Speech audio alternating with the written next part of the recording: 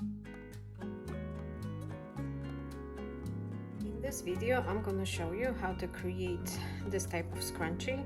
This is the scrunchie I like the most, and I use them almost every day when I put my hair up. This is a beginner-friendly project, so if you just start to sew, you're going to be able to create your own scrunchie following this tutorial. This pattern is free, and you can download a copy of the pattern following the link in the description box below. Also, in the description box below, you'll find a link to my Etsy store. You can visit my Etsy store and take a look at the patterns that I currently offer for sale. Also, in the description box below, you can find a link to my Facebook group. If you would like to join our sewing community, just follow the link and join the Facebook group. In the Facebook group, you will have access to promotions, some free patterns, and discount codes for my patterns. If you watch and like my video tutorials, please make sure to subscribe to my channel and give the video a like. Let's get started. When you download the free pattern, following the link in the description box below, you're gonna get those two printable pattern pieces. You're gonna have a panel A, which is the main body of our scrunchie. So you're gonna cut the fabric on fold because you want to double the length. And then you're gonna have panel B, which is the outline of our tie. And this, you're gonna cut two pieces of the rectangular shape of the pattern. So you're gonna have to double the width of the pattern. You can cut two separate pieces or just cut it on fold like I did, making sure that the final shape of our scrunchie tie will fit on your pieces. Also, for the scrunchie, you would need a piece of elastic band. I'm using a 3/4 of an inch elastic band. You can use something that it's thinner, it's fine, and it all depends on your preferences. So that's main supplies that we need for our scrunchie. To get us started, we're gonna start with the main body of our scrunchie. So you want to prep your panel by ironing it. Iron one of the short edges 1/2 inch inside, so you have a nice clean edge on the right side of your fabric, and you just have to do it on one side. When you have that done, you're gonna fold the panel lengthwise, right sides together. So you're gonna fold that the whole length of the panel, and you're gonna secure that using clips or pins.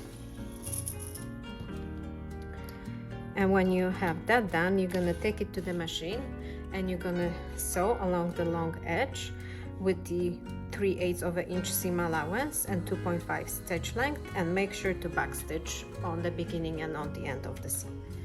When you have your tube sewn, you can press the seam. That usually helps with the seam when you turn the tube right side out. So I'm just opening the seam and just pressing it on one side.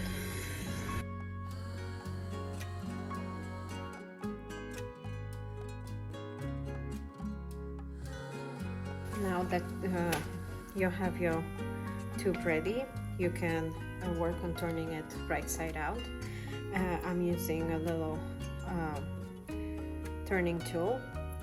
It's very useful. So the way you use it, you put the tool inside of your tube, then you insert the one end of the tube inside of those little teeth, and you lock the teeth together. Now you want to start pulling your one end inside your tube to turn it right side up.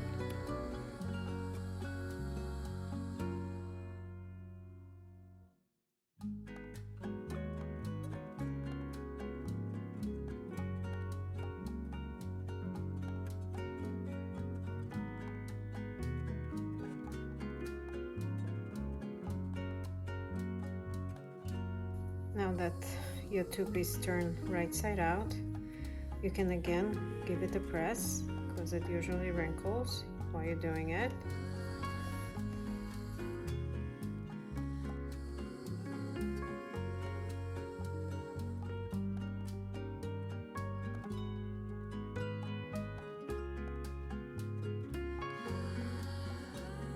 When your tube is pressed, it doesn't have to be super precise, as it's gonna be all crunched up anyways. We wanna now put our elastic band inside, so I'm gonna use again my little tool, and I'm gonna start on one end, putting my elastic band inside and pulling the tube onto my elastic band. Just be careful, make sure you're not gonna put the tube off the elastic band. It's a good idea when you are getting almost to a point when you're gonna cover the elastic band with the tube to just secure it with a pin and continue.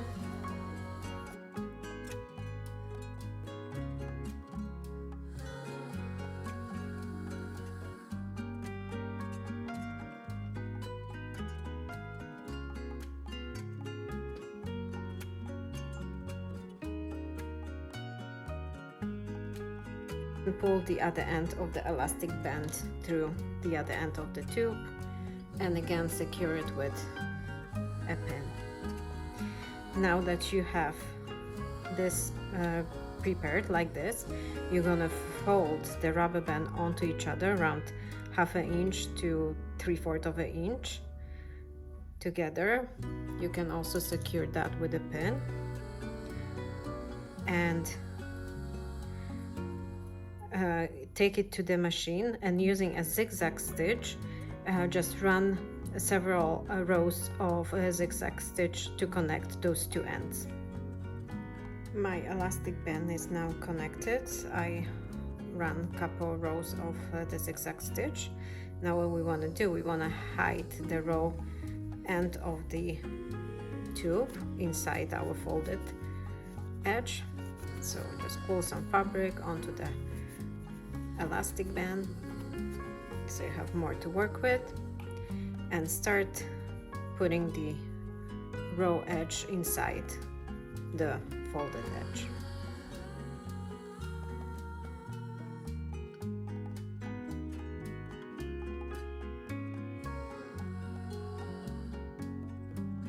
When you have that prepped, you also want to just temporarily secure it with a clip, because the next step is to just run a stitch along the folded edge.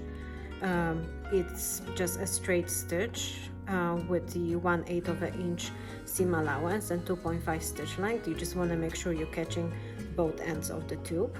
So we're going to do that while we are sewing our tie. So let's put that aside and work on our tie. You have your two pieces of fabric, and they should be right sides together. At this point, you're gonna now cut the shape of the tie and place it on the fabric. Just center it on top of the fabric. The next step is to trace the shape onto your fabric. I'm using a chalk pen. This is not going to be visible, so I'm not worried too much about it because it's on the wrong side of the fabric. So just use any tracing tool of your choice.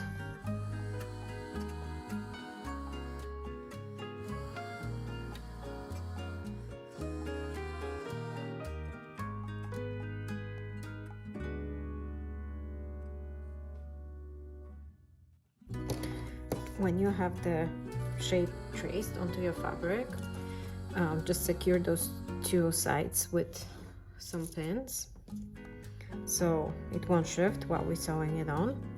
Also, you want to mark around 1.5 inch space in the middle of your tie to remain unsewn. And when you have your panel prepped like this, you're gonna take it to the machine, and starting on one point of the open space, make sure you backstitch well, and you're gonna sew with the 2.5 stitch length, tracing the shape that we just drew on our fabric. So you're gonna do that all around and backstitch again on the other side of the opening, making sure you are leaving this space so we can turn our tie right side out. And don't forget to stitch our scrunchie band. So I traced the shape of the tie with my stitch, leaving the unsewn part where I'm gonna tie it onto my scrunchie. So now I'm gonna trim the seam allowances, and I'm gonna use pinking shears to do so. But if you don't have pinking shears, that's fine. Just leave 1/4 of an inch seam allowance while tracing the shape. Also, make sure that you remember to do not cut the seam allowance too short where the opening is. So it's easier for us to hide the raw edges.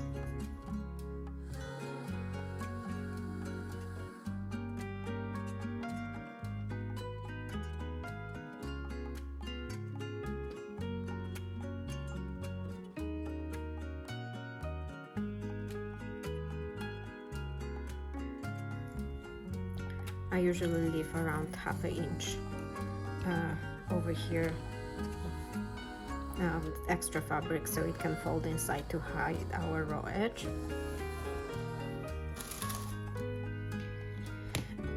Also, you can just clip those little inside corners. Just make sure you're not gonna snip your stitches.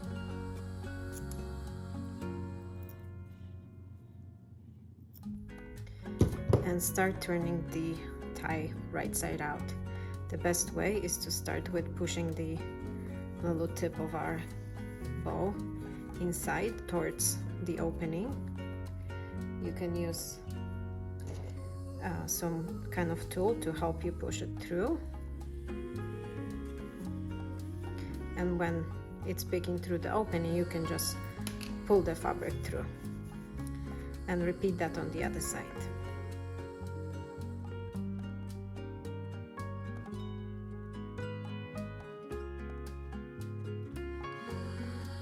Now make sure to fold those raw edges inside your little bow and tack on it, and it's naturally just folds inside, hiding the raw edges. Now also roll the seams out so we have the nice shape of our bow.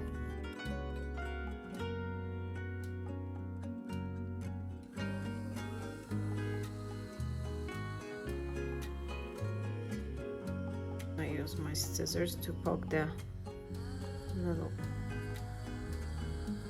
tips out, but make sure not to push it too hard so you're not going to damage your fabric if you're using scissors.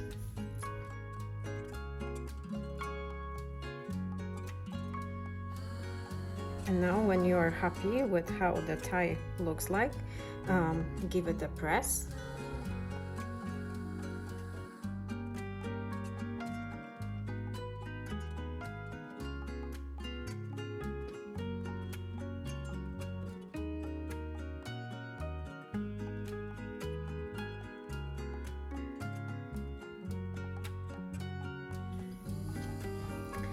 When your tie is nice and crisp,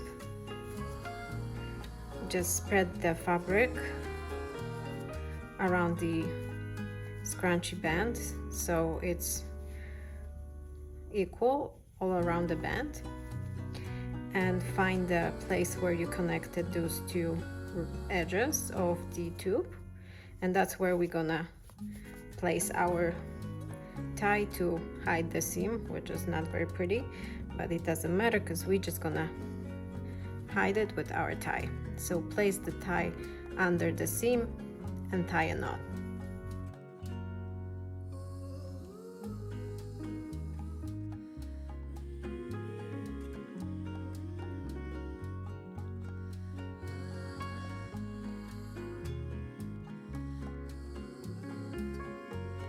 And just like that, you created your own scrunchie that now you can use to tie your hair.